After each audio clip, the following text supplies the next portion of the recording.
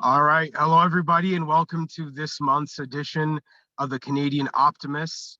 Of course, focused on one of the most important issues facing Canadian families right now, the housing affordability crisis. So, we look forward to a fantastic conversation with our guests about how we address the housing affordability crisis. And I will, of course, be throwing to our hosts for the Canadian Optimists, Matt and Chris spoke. Before I get to that, though, I do want to go over a couple of announcements, some exciting things that are happening in the Canada Strong and Free network. As you can see, I am currently on the road, working away, trying to get ready for our next national conference that is happening on March 22nd, 23rd, and 24th in Ottawa. And so we encourage you, of course, to register as early as possible for that. Get in on those early bird ticket prices. If you look in the chat box right now, you'll see that the registration link is now live. So please do consider taking a look at the conference. We've got some of the initial speakers announced, including the BC United Party or BC Liberal Party leader Kevin Falcon, Kaveh Shahrouz, who is an Iranian human rights activist who has been very actively involved in some of the organizing happening in the Iranian community in Canada, and also the chairman of the Canada Strong and Free Network, Michael Binion, who is also the CEO of the Modern Miracle Network, focused on growing the Canadian oil and gas industry. He will also be there. Those are some of the initial speakers. We have many more speakers to announce in the coming weeks. So please do take a look at the link in the chat box where you can buy tickets now for our conference in Ottawa in March. And we will have many more exciting updates to come. Before I throw to our hosts, I also wanted to acknowledge that today is Giving Tuesday. And many of you who are tuning into today's conversation have probably received tons of emails asking you for donations for various causes, very worthwhile causes all across the country. And I thought I'd take the chance to make our pitch at the Canada Strong and Free Network. If you've got some dollars lying around that you're hoping to donate today for Giving Tuesday, I'd ask that you consider giving it to us. We depend on donors and sponsors in order to do events like this. And a big part of what we've started to do this year is really focus on preparing the next generation of Canadians to lead as conservatives in this country. So we've started a mentorship program for conservatives under the age of 30. It's been a great success so far. We've been able to work with 16 mentees, match them up with 16 mentors. We've had a number of skills development workshops, guest speakers, all kinds of exciting things. Going into 2023, we'd like to double, if not triple, the amount of young conservatives that we can serve through this program, Conservative Values Tomorrow. So we'd ask that you consider making a contribution to us on Giving Tuesday so that we can do that and we can increase our impact working with millennials and Gen Zers. The website, of course, is canadastrongandfree.network, where at the top of the page, you'll see a donation button where you can click that and make a contribution for Giving Tuesday.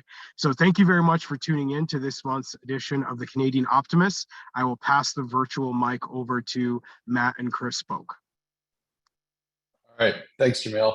And thanks everyone for joining today. So as Jamil mentioned, my name is Chris Spoke. I operate a digital product studio here in Toronto called August. And I also dabble with Matt a little bit in small scale housing development. So today's topic is, I think, of particular interest to maybe the country as a whole, but also to us as hosts. So a little bit about the series for those of you who haven't joined us for past events. This series is intended to identify and interview Canadian optimists inside or outside of government, specifically to promote their optimism and inspire others to adopt it for themselves. This is why we came up with the title Canadian Optimists. We define optimists as people whose future can be better than the present, but who know that they will need to work hard to make it so. So this is in contrast to a brand of extreme optimism that is counterintuitively similar to extreme pessimism in one important way. Both extreme optimists and pessimists think that there's nothing to be done. The extreme optimists see a bright future unfolding as a foregone conclusion, while the extreme pessimists see the same, but a dark and diminished future. So Matt will introduce one of our guests in a moment, and I'll do the same for the other. But at the outset, just to mention that we believe them both to be true Canadian optimists, even when faced with what is arguably our greatest challenge as a country, that of providing housing in our large cities that is accessible and affordable to lower income families, new immigrants, and young people. The problem of getting more housing built in our cities is a larger one than is generally understood, and we're going to get into this in the Q&A.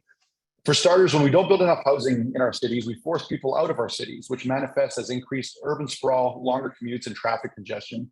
Insufficient housing also, of course, leads to high prices, which contributes to poverty and homelessness.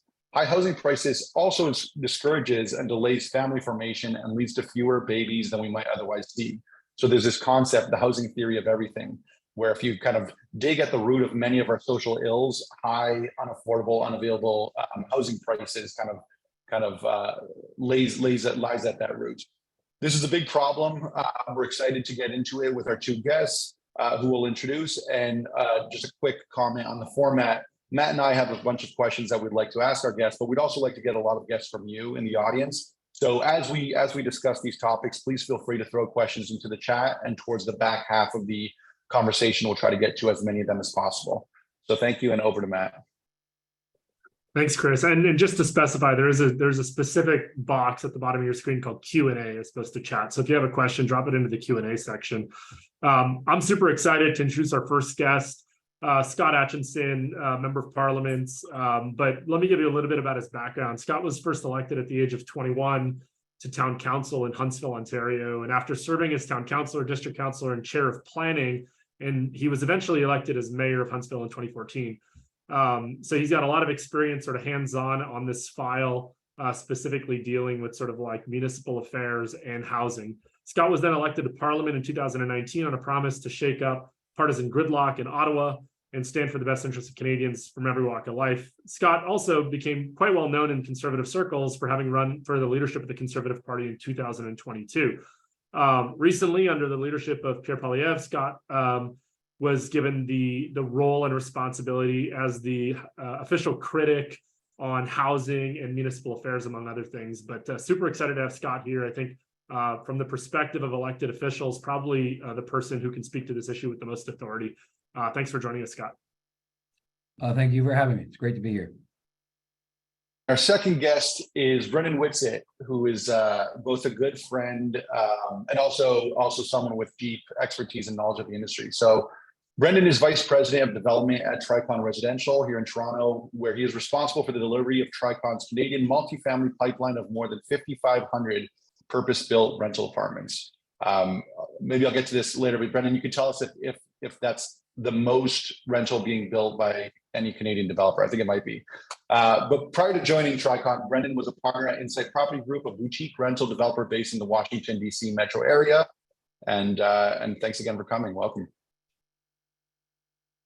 Thanks for having me.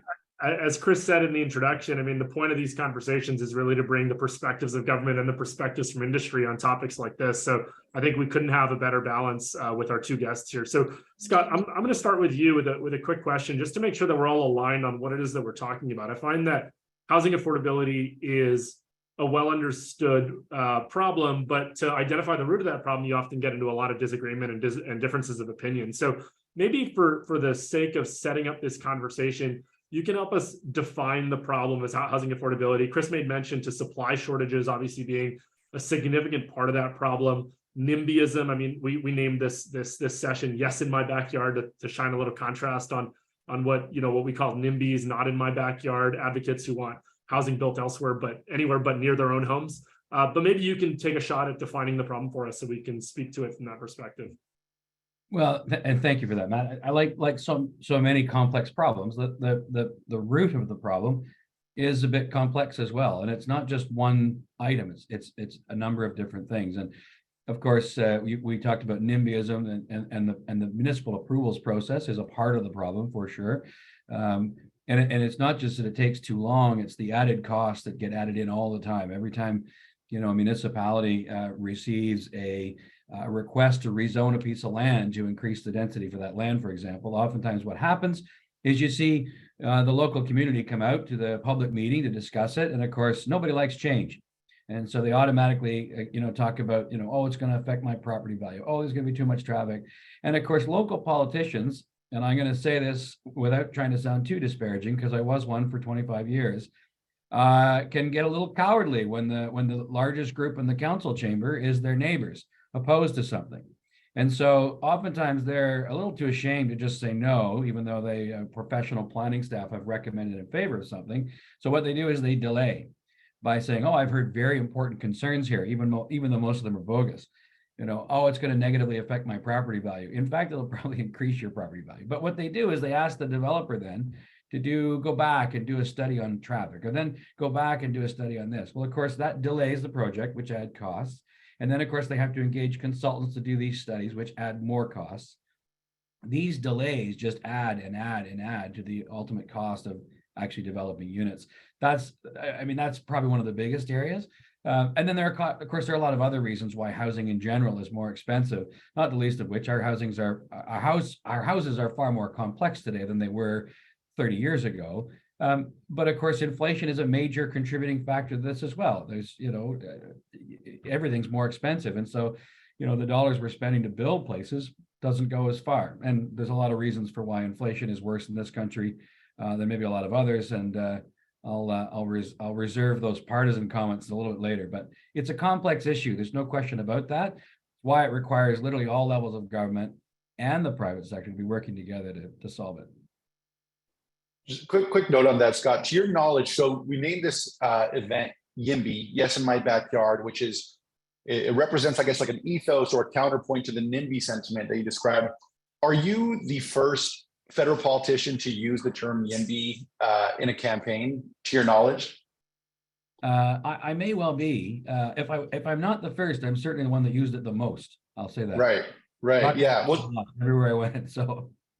And I think that's to your credit. It's the first time I've seen it used, and I know we have Jamil in the crowd who also helped out with your campaign. And I thought it was a great. It showed like a deep understanding, I think, of the moment and the nature of the problem. So that's great.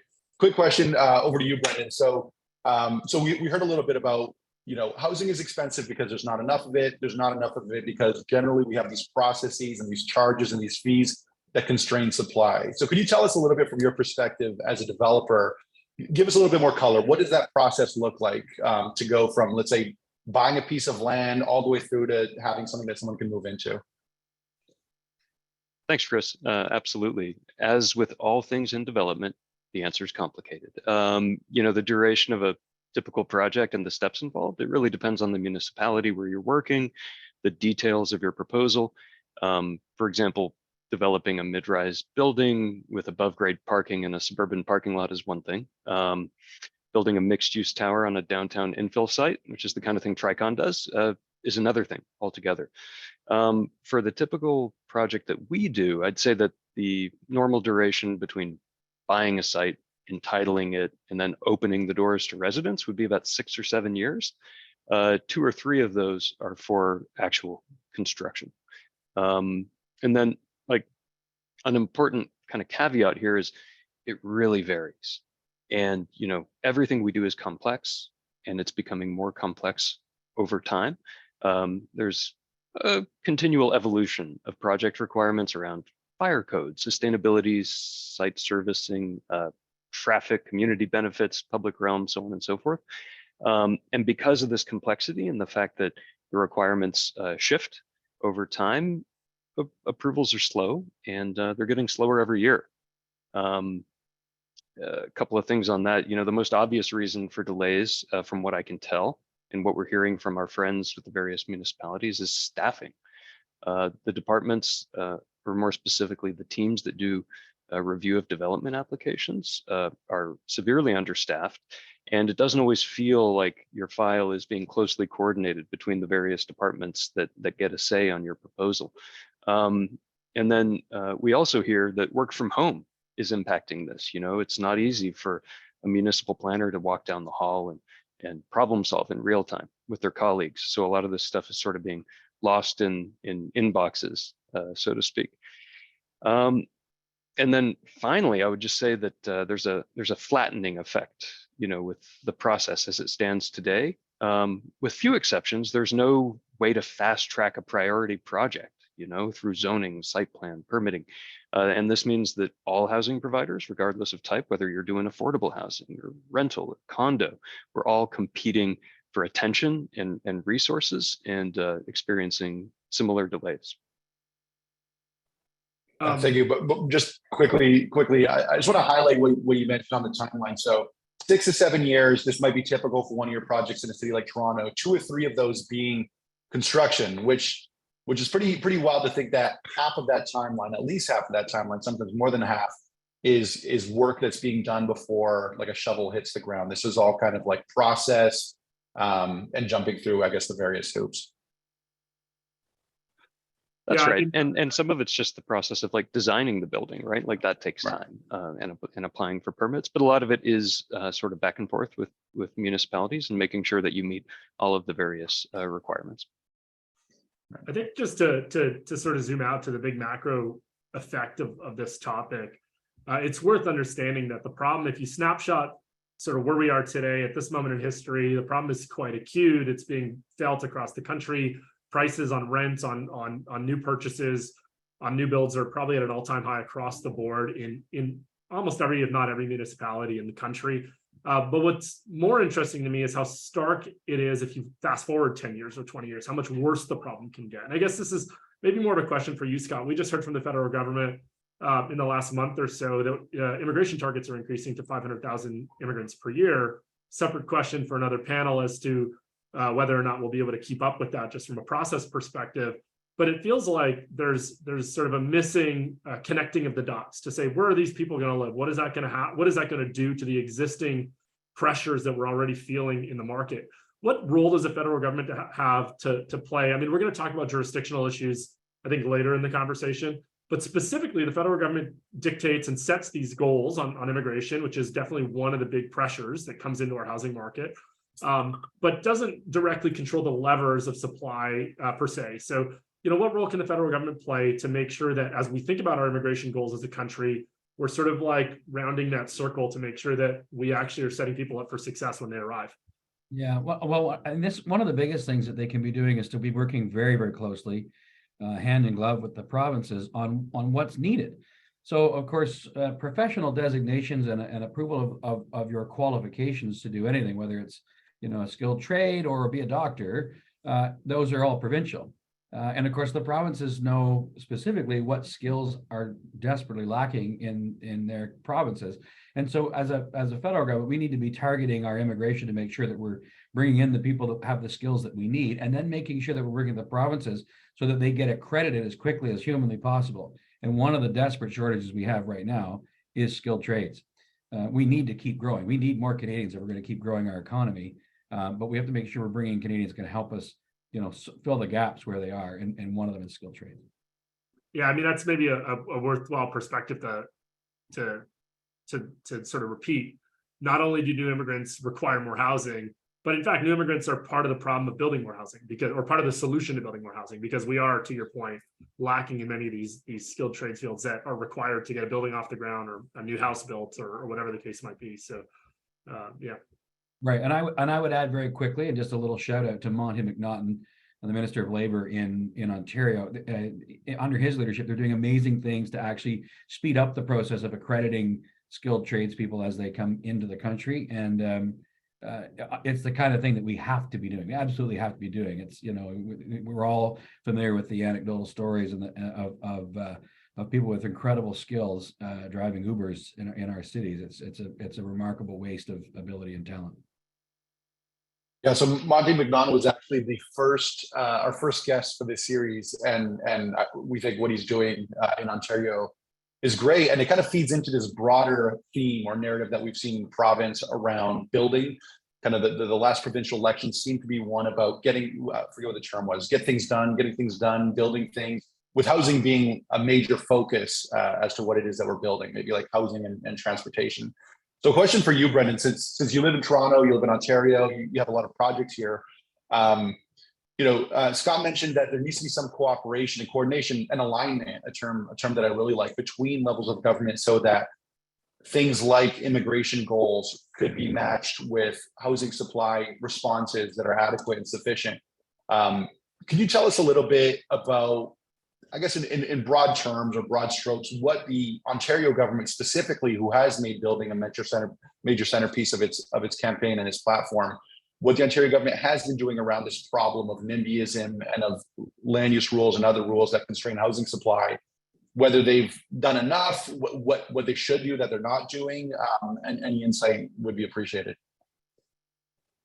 Sure, that's a big one, right?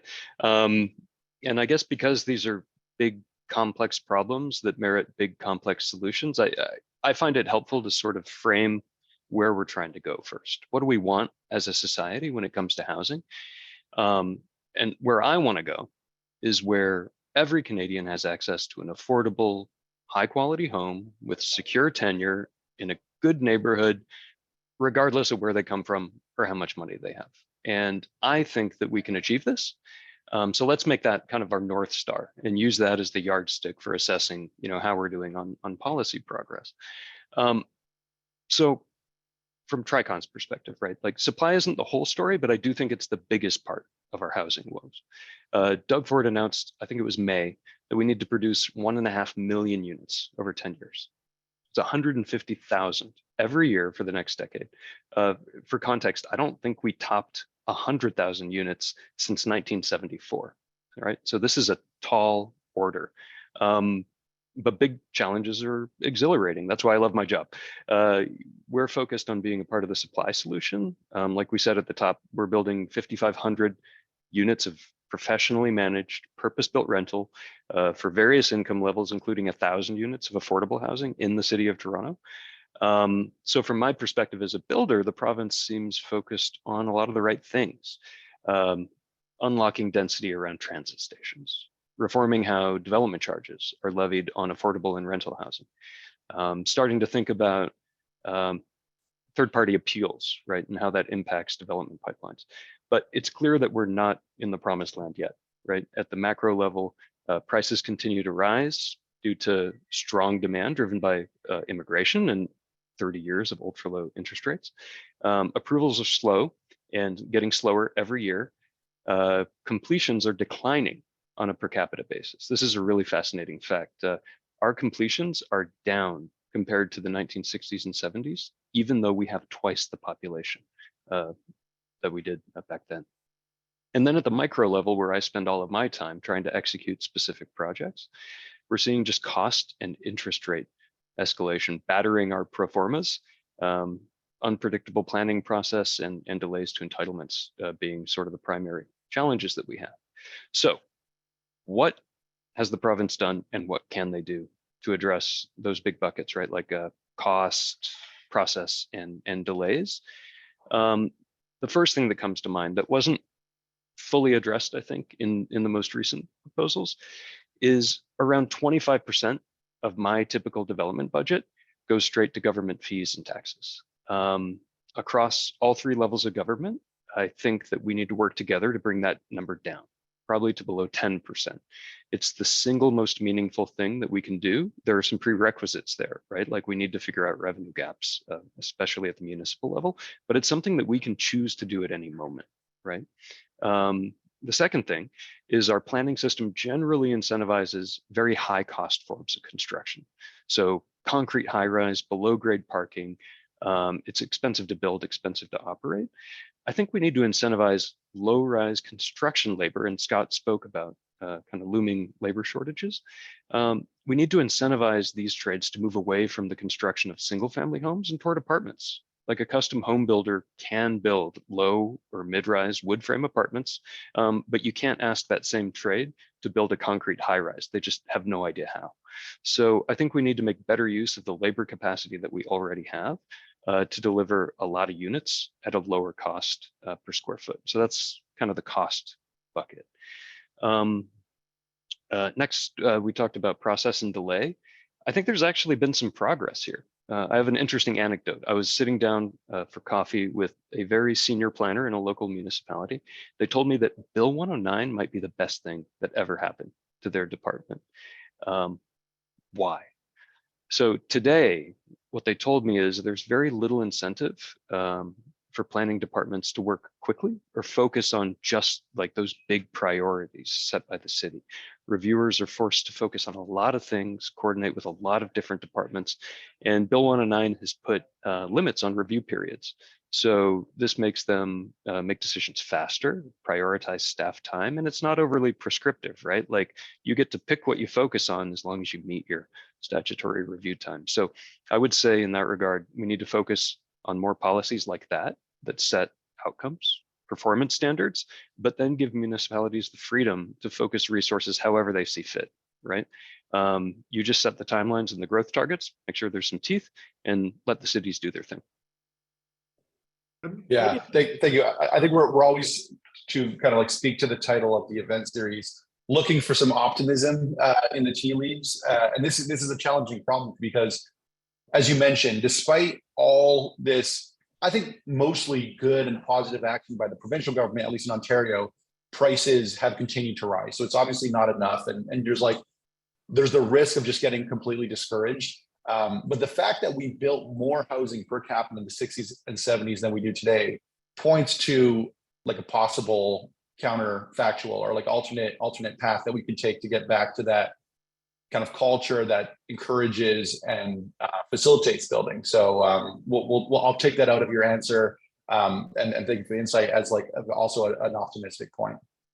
What I was going to add, I mean, I think what I heard out of that, and in my read, and I'm by no means an expert on this topic, but my read is that a lot of the ultimate levers sit in the hands of the municipalities, and where the provincial governments have stepped in, and in Ontario, I think it's the most recent example. It's to create sort of incentives and disincentives to make sure that the municipalities are actually playing their role. But what I find sort of challenging in this is that the municipal incentives are quite sharply opposite sort of the direction that we want to go. I mean, it's not too hard to imagine that the people who vote in municipal elections tend to be people who are homeowners who enjoy the fact that the price of their home has gone up, who don't want to see change in their neighborhoods. And these are the ones that are effectively holding their city councilors and their mayoral candidates accountable for re-election.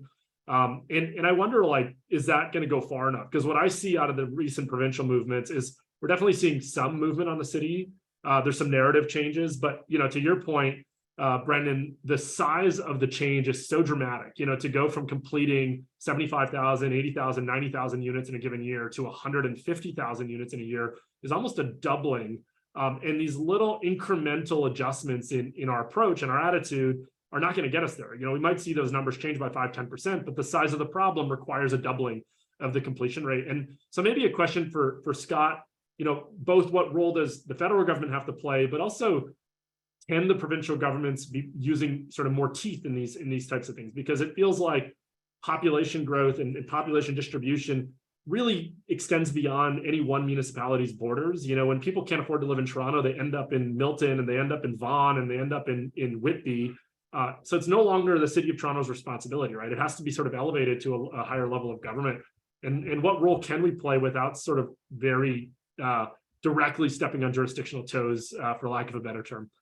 Yeah, I will get to that by commenting on a point you made, and that I would add that, you know, this is going to require great big audacious programs, but also lots of incremental change as well. And the example I'll use is, you know, what the province of Ontario has done. One of the changes they're talking about making is permitting as of right, without needing to go to a municipality to ask for a rezoning. They're permitting as of right up to 3 units in a single family residential home, as long as you don't change the footprint of that home. This is the kind of thing, a few years back, the province changed the provincial policy statement, which is the document that governs all planning at the local level. And they permitted secondary suites, the granny flats, in any residential zone as of right. You didn't need permission to do it. And everybody went up in arms, especially in Muskoka, as you can imagine, where I'm from. There were so many cottage associations that were livid. You can't do that. It's going to destroy our lakes. Of course, you know, multi-million-dollar cottage owners were not putting granny flats in their cottages. It was a tempest in a teapot. But just making that change, you could almost double the density of a single family residential subdivision in any suburb and have almost zero impact on the character and the nature of that subdivision. Planning is all about character and accompanying uses. So yes, you can do lots of little things in policy like that. We call this, ending exclusionary zoning, not the same as inclusionary zoning, but basically saying, just because you're zoned R1 single family residential doesn't mean it always has to stay that way. And so that's an important step to be made. It doesn't sound like a big thing, but it could be massive. And then of course the federal government needs to come into play, and the CMHC, making sure that, if someone is able to buy a house with a secondary suite or an apartment in it, that they can use that revenue as part of their overall income to make the numbers add up for them. Now you're not just making a homeowner, you're making an entrepreneur as well. And that's an important step. And then of course, there's the big programs that the federal government, really, the most important role they can play in that space is making sure that the money that they have committed to assisting provinces and municipalities to getting units built and to incentivize the private sector actually gets out. One of the biggest problems we have with the federal level of funding, we have two different programs that the CMHC has offered. And they've spent half of their allocated budget amount. And on top of that, they've also admitted they have no idea if it's making a difference or not. And so if you can't measure what you're doing with literally billions of dollars, then how do you know if it's making any sense at all? It feels very much like the federal system is to throw money in the air and see what happens, as opposed to very targeted and well thought out planned delivery of resources where they're needed most. So this is a national crisis that absolutely requires local solutions, and the federal government has a role to play in that, in supporting those local solutions. Yeah, maybe a little bit more, Scott, on particularly infrastructure that sort of supports growing populations and growing communities. I think maybe, two camps in my mind, at least: infrastructure supporting higher density in urban centers. We think of subways and bus lines and LRT. Infrastructure into more the urban sprawl sort of bucket of like increasing highways for subdivision neighborhoods that are being built. I think in a lot of cases, the federal government plays a role in funding these types of programs.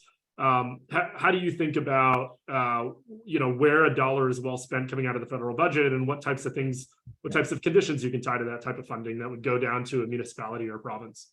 Yeah, this is a really good point. And it's one of the areas that both Pierre and I talked about a lot during the leadership race. Pierre talked about, holding up federal infrastructure dollars for municipalities that don't get the job done.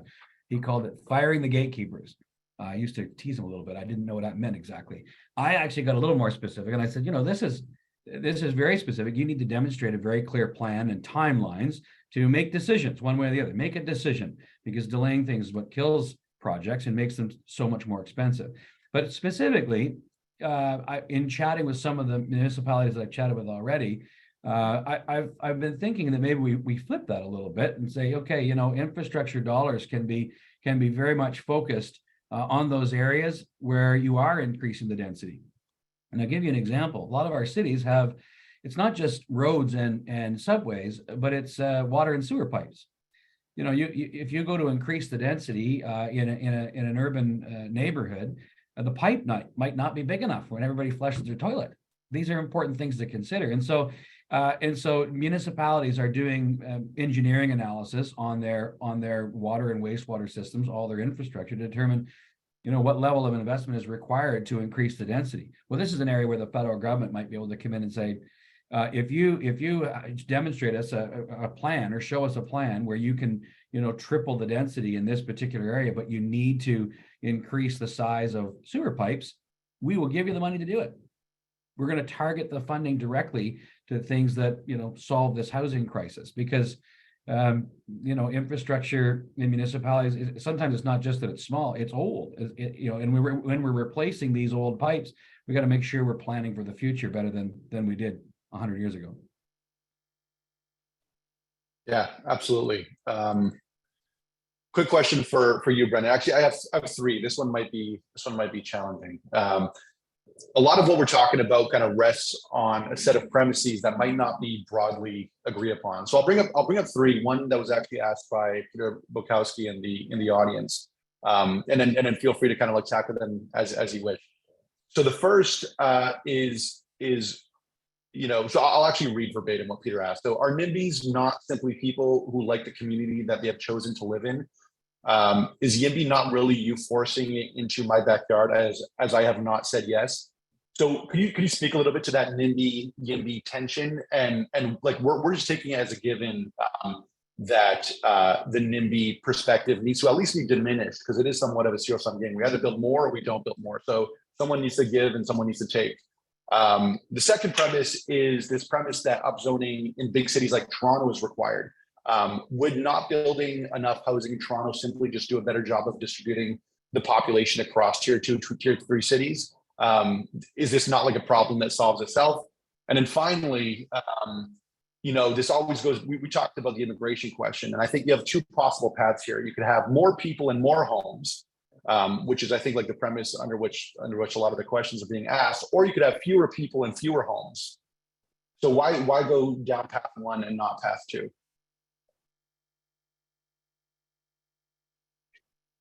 All right, I have no idea what order I want to take those. Let me think about that for a second. So one thing that you mentioned was if people can't kind of move into the tier 1 city, are you going to more evenly distribute? And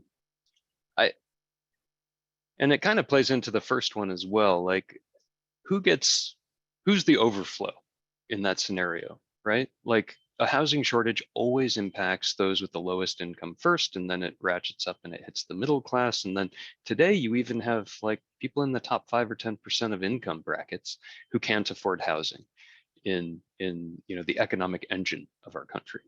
So I think it's important, once again, to sort of frame this in terms of values. There's no such thing as a city without a middle class.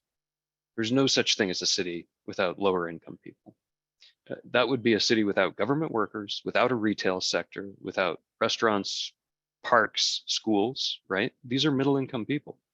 So I think you can be principled about it and say everyone deserves a shot at our most productive places, or you can be selfish about it and say these people are the backbone of what makes our cities dynamic and successful, and they need to have an opportunity. They need to have the choice of living in a Toronto or a Vancouver and not directed sort of de facto to other places in the country.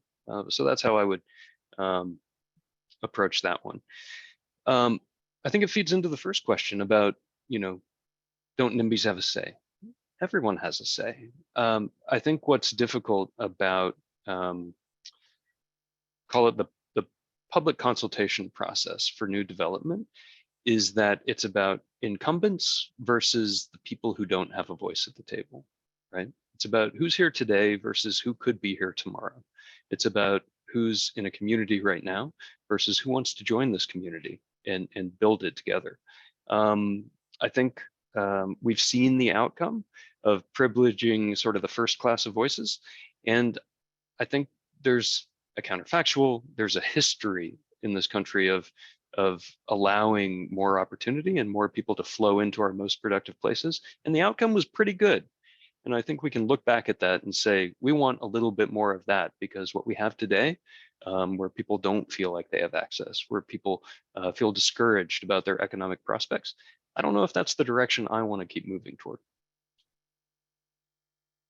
I think just anecdotally, I think this was sometime earlier this year, Toronto City Councilor and Deputy Mayor Anna Bailao had a sort of a viral video that was sort of circulating around, telling the story of her family, an immigrant Portuguese family arriving in the country, blue collar, working class, and able to afford a home in Little Portugal, which today is a very vibrant and frankly unaffordable and expensive neighborhood. And she admitted that on her salary as an elected city councilor, she could not afford to buy the home that she lives in today. It's the family home that her parents bought that she continues to live in. And I thought that was incredibly stark. I mean, this is to your point, Brendan, the contrast of like the 1960s to where we are today, this extremely stark difference between how working populations used to live in like the heartbeat of our cities, right? Because to your point, there are transit workers, there are teachers, there are our retail staff, there are et cetera, et cetera, et cetera. And it's hard to imagine a city without them. And today, think about the Tim Hortons worker downtown Toronto that probably has to commute in from Brampton or further because they can't afford to live downtown Toronto. The system starts to break down at some point. I don't know, Scott, that was definitely a question directed for Brendan, but if you had anything to add on that, there's a lot in there. I think that particularly the tension as it relates to immigration policy, because I think this is a slippery slope, particularly as conservatives, that I always find worrisome, is that, you know, some of these social pressures are definitely added to with increased immigration targets. And so there's an easy tendency to challenge immigration and say, well, why not just stop accepting immigrants or reduce the number of immigrants? Or maybe you can provide sort of an opposite perspective on that, because you mentioned some of this earlier as it relates to skilled trades, et cetera, but I think there's a lot more to dig into there. Yeah, absolutely. Canada is a nation of immigrants. We're all immigrants, and the only way we continue to grow, and I frankly also would add that what makes Canada one of the most I think exciting and vibrant democracies on the planet is the absolutely remarkably diverse cultural background of the people that make up this country. One of the most multicultural countries in the world. What a model for how the world could work and should work. I think Canada is a beacon of the planet in that regard. But when I talk to conservatives, I talk more about the economic necessity of immigration. If we close the doors of this country tomorrow, it would have catastrophic impacts on our economy. It just simply would. And I think it's important for people to know that this is about our country continuing to thrive. And if we're going to do that, we need to be bringing more people to this country all the time. I think probably a good topic for another session or another edition. I think there's a lot to dig into there. I'm a particular fan of some of these organizations pushing for a Canada of 100 million people in the coming century, and I think there's a lot of really interesting meat on those bones to talk about. But there's another question that I sort of got distracted or pulled into the question that Chris posed to Brendan. But another question for you, Scott, as it relates to you come from a background of being a mayor in a relatively small community in Ontario, and I think one of the really interesting dynamics here, talking about tier 2, tier 3 cities, is where do people want to live, and what's the impact on these tier 2 and tier 3 communities? Because I think if we were to look at this sort of holistically, at least as it relates to sort of areas surrounding major cities, you think of Abbotsford and Langley outside of Vancouver, or Vaughan, Whitby, Halton outside of Toronto. Most people moving into these cities, into these subdivisions, are effectively looking for the closest place they could live to the center of productivity and jobs, which is Toronto or Vancouver in those two examples. But there is a very real secondary impact on the traditional residents of these communities, right? Like, and people, one of the perspectives that I really appreciate is sort of the idea that pro-urban density is really pro-rural protectionism, right? If you want to protect our rural communities and our countryside and our natural beauty, then you almost necessitate urban density to keep populations concentrated in certain areas. But I'm sure there's lots of varying opinions on this. I'd love to hear your thoughts on sort of regional distribution of population. Yeah, and I would say this. I mean, the issues are really quite similar, regardless of the size of the community you're in. And so in Huntsville, it's a permanent year-round population of around 25,000 people. In the summer, that balloons to over 50,000. There's a lot of vested interests on waterfront properties. As you can imagine, there's only so much waterfront, therefore the value continues to go up. But we talk about increasing the density in Huntsville as well. And we do. Of course, we're not increasing to the same scale as you do in downtown Toronto, but we're also increasing the density of our rural areas as well. And so the question that this always comes back to, what it always comes back to, is it has to come back to the character. We can increase the density of places like Huntsville without destroying the character or that for which people came for. It's you go to Huntsville today and you would still say, this is a beautiful, quaint little community. I remember giving a tour of the town hall 20 years ago to some kid whose I think father was my music teacher, and he said, we should stop Huntsville from growing right now. We shouldn't allow any more people to come here. And I said, well, what if we made that decision 10 years ago before your mom and dad moved here? And it never occurred to him. He's just always been from there. You can grow and maintain the character. You can grow and maintain a vibrancy of a community while also increasing density. And it needs to happen across the board, because we're making massive public investment in the infrastructure to support people. And so we need to make the best use of that infrastructure, whether it's a sewer pipe underground or a subway or a road. And so, there's no question that the rural communities need people as well. But they're growing as well, because as cities grow, like we've talked about, as Toronto has ballooned, Huntsville has exploded as a result of people saying, why am I still in the city? I can sell my house for probably $1 million more than I ever dreamt I could. I can go to Huntsville, have a brand new place, and put a bunch of money in the bank. And so, as Toronto grows, so we all grow. This is why supply is so important. A rising tide lifts all boats, and it lifts us all. So this is increasing density. It's the same principle no matter where you are. I love that. I love that perspective. I think it's an interesting one to say, like, no matter where you live, what home you live in, there's a NIMBY that predates you. There was somebody before your home was built that wishes your home had never been built. And this is true in every neighborhood in Toronto, Calgary, Vancouver, Montreal. And I think it's like a worthwhile framing to remind people of. There's a good comic, and it shows like two people standing in front of a billboard on a green field, like urban sprawl suburban subdivision, and it says 200 homes being built and sold, and the couple says our plan is to buy the first one and prevent the remaining 199 from being built. And it does feel like there's a little bit of that dynamic. So Brendan, question for you. I'd like to try to tie actually two questions from the audience together. One from Brent McDonald, who speaks to the fact that we've heard about governments prioritizing housing affordability and affordable housing for a long time, while housing has continued to become less and less affordable. So, so part one of the question is, what have, whatever level of government you want to tackle, what have these governments been doing wrong? Maybe what they've been doing wrong is just more talk than action. And then the second part of the question is from Ari Kirschenblatt, who asked to get maybe a little deeper into some of the solutions. Like more specifically, and then maybe even, are there jurisdictions around the world that are doing this better than we are that we could look to for inspiration? I think space and time are good places to look for inspiration. You mentioned on the time front that if we look back to the 1960s and 70s, there's probably something we could take away from that era. But today, in 2022, cities around the world, cities across North America, who's doing this better than us, and what should we import in terms of practices?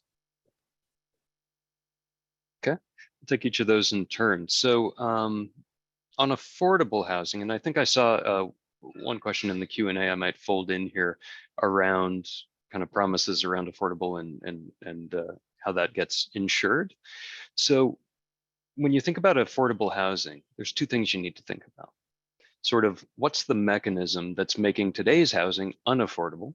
And then how do you guarantee lower prices and rents for the people who need it most? So we've all got a cartoon in our minds of what gentrification looks like, right? Maybe there's an investment banker who wants to live in the core, can't find a place. They buy up a brownstone in Brooklyn, and before you know it, there's an army of them with twee coffee shops and sort of, changing the nature of those neighborhoods. And we've seen that play out in Toronto kind of over and over again. The way I think we should frame these policy questions is, you have a distribution of incomes. The market will never serve the needs of everyone in a country. So what you want to do, you want to maximize the number of people that the market can serve by making housing super abundant. And then that means you have more money left over to spend really generously on all those people that the market can't serve. You want to make that 3%, 5%, not 50, 60, 70%, right? So I think there's a two-pronged approach. One, build market rate housing. Two, spend a lot of money, invest a lot of equity in affordable housing projects that are legally required to provide below market rate rents and prices for a long period of time. And I can speak from personal experience. I've done 100% affordable using low-income housing tax credits in the States. I've done inclusionary zoning. And here in Toronto, I'm doing a Housing Now site where we are required for 99 years to provide 33% affordable housing units. And it's written on title. There's no getting away from this requirement. We're committed as long-term owner operators to providing these below market rents to the people who really need it in our city. So that's the first piece on affordability broadly. Pivoting to the second piece, Chris, I think it was around what can we learn from other jurisdictions? There's a few things. So Scott mentioned speed of making decisions, and I had mentioned Bill 109. There's an example I really like from the States. So in Minnesota, they also limit the review period for planning departments, but they do it a little differently. Rather than saying, okay, planning department, if you don't make a decision in time, you have to give back the fees. They don't do that. City keeps the fees. What happens is if you exceed your statutory review period, the application is deemed complete on the first round. On the second round, if after 60 days you haven't issued a rejection with a written reason, or you haven't accepted, it's deemed approved. So this provides a huge incentive to focus on what's important at the municipal level. If it's public realm, focus on public realm. If it's on affordability, focus on affordability, but you have to turn that file around within your review period. I think Minnesota offers a really great example for how that can work. I also mentioned government fees and charges. So again, in the States, it's typically less than 5% of your project costs. And in Ontario, it's 25%, maybe more after the upcoming DC increases go into effect. This is the single biggest thing that we can do. Just making housing less expensive means it's more likely that any given site I look at is going to be viable and I can build it. And we won't have to wait for prices and rents to increase to make that deal pencil. And then, oh, an interesting one that Chris, you and I have talked about. In North America, egress is a big one. So this might be a little in the weeds. Sorry if it's too nerdy, but in Canada and the States, in many states, you can only go up to 2 stories with a single means of egress. I think in Canada, the 3rd and above, you need 2 stairs. Doesn't sound like a big deal, but that means that on small plots of land, if you wanted to build sort of missing middle scale apartment buildings, you just take up so much of your ground floor with stair towers that it makes it very inefficient. So you can look at Europe, Asia, South America, almost anywhere outside of North America, you can build single stair egress with sprinklers and smoke control that are very safe, that match our safety performance standards, but make it much easier to build low cost wood frame apartment buildings. So those are just a few ideas that I really like that I think we could learn from. Yeah, it sounds like what makes housing a particularly challenging problem is that there's no one silver bullet. It's like the problem has gotten this bad because all the obstacles and fees and process delays have accumulated to a breaking point, which is kind of where I think we find ourselves. Maybe the last word to you, Scott. I'll set it up by also pointing to New Zealand as a jurisdiction that I think is interesting because it shows this cross-jurisdiction alignment where what happened there in broad strokes, the federal or national government in New Zealand didn't hyper zone cities or didn't take over the actual land use planning, but what they did do is set some parameters.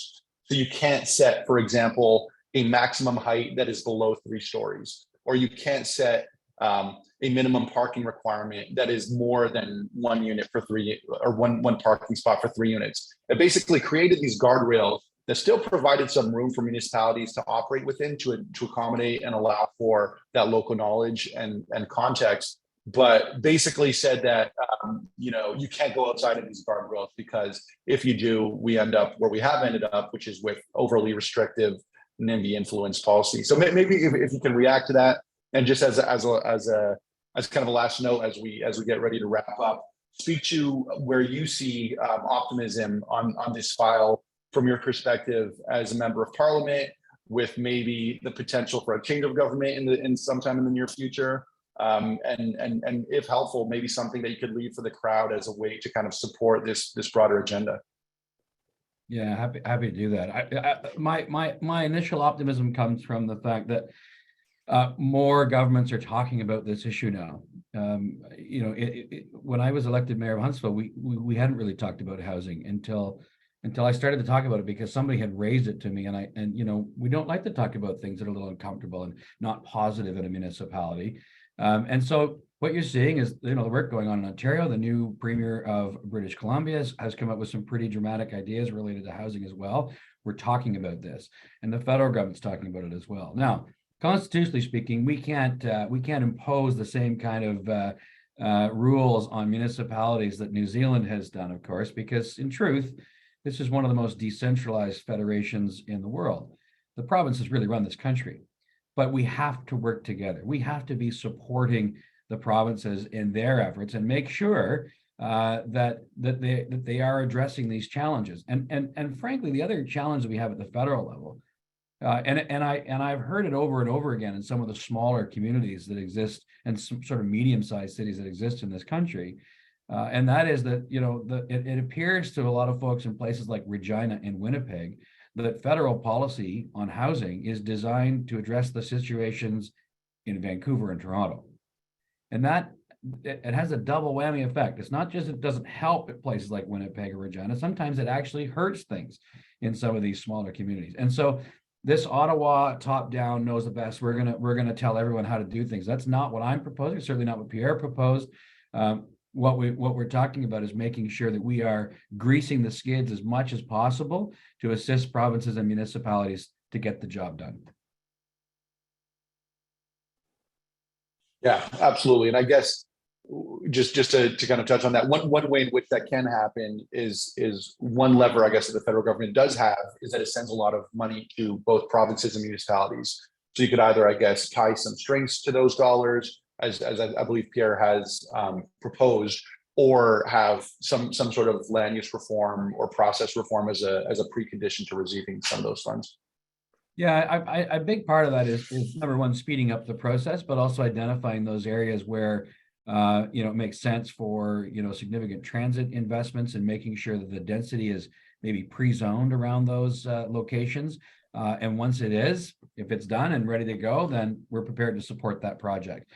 Same thing with, we'd like to increase the density in this particular area of our city, but the pipes underground are so old and too small. Okay, that's great. You show us that you have the plan where that's pre-zoned and ready to go, where you're going to go from, 2-story, commercial and residential to, a couple more stories of residential on top, and you're going to increase that density.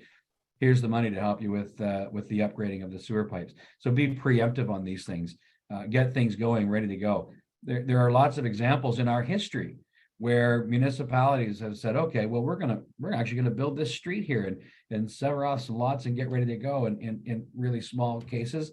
And it pays for itself because, of course, once you develop a housing unit, they pay taxes. So we need to be more preemptive. We need to be more cooperative. And the federal government has, as you say, a lot of leverage with billions of dollars that we give to provinces and municipalities every year. We need to tie that to results. I think one other thing that I'll add into your earlier comment, Chris, on reasons to be optimistic, particularly in light of sort of Scott, your role and the Conservative Party's general position on this. But I also find it quite interesting that for the first time in a long time, it feels like there's a sense of general alignment among the major parties. I mean, it was definitely noticeable at the provincial level in the last Ontario election. I think to a certain extent, most of the federal parties are agreeing on the problem. They might have some nuances and distinctions in how they propose solving it, but even to agree on sort of some common definition of the problem. And a lot of that really comes down to supply and the speed of the housing approvals. It is pretty encouraging to see that, whether it's the NDP or the Liberals or the Conservatives, there's a general sense of agreement. I mean, I'm sure the devil is in the details in terms of how one party might roll out and execute compared to another, but at least we're not disagreeing on the baseline. So that's a good starting point. I think I'll take this as an opportunity to wrap up our session for today. I thank you so much to Brendan and Scott for joining us, and to our audience for listening in and contributing questions. This is, I think, a really, really important topic that I don't think is going away anytime soon, because even if we do see sort of the most optimistic version of these plans play out, I mean, we're going to be talking about this for a decade, if not more, to come. I think we'll look forward to having people back for our next edition, still to be announced what topic we're going to be covering. But one last plug, just from the Canada Strong and Free Network, to check out the upcoming event, networking conference in Ottawa in March of 2023, March 22nd and 23rd. The link is shared in the chat. And I'd encourage everybody to also take an opportunity to go check your giving budget for this Giving Tuesday and see if you want to make a contribution to the organization to allow us to do more of this type of stuff. So thank you so much for joining us. Thank you, Scott and Brendan, for being here. All the best. Talk to you everyone soon. Thank you, gentlemen. Have a wonderful day. Thanks, guys. That was great.